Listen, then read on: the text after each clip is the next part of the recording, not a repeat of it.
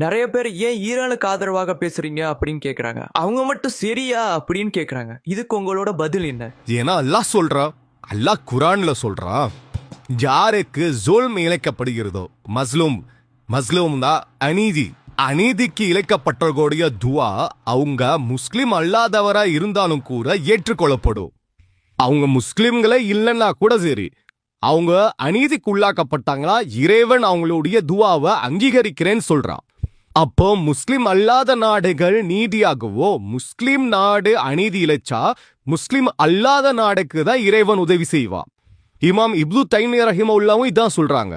இன்னும் குர்ஆன் ஹதீஸும் நமக்கு இதை தான் சொல்லி கொடுக்குது. ஈரானுக்கும் நமக்கு கருத்து வேறுபாடுகள் இருக்கலாம், ஆனா அது வேற விஷயம். இப்ப நடக்கிறது அது கிடையாது. அவங்க 100% சரின்னு சொல்லல, ஆனா இப்ப அவங்க மேல அநீதி இழைக்கப்படுது. அது காசால நடந்தாலும் சரி, ஈரான்ல நடந்தாலும் சரி, நாம எப்படி அதை பார்த்துக்கிட்டு சும்மா இருக்க முடியும்?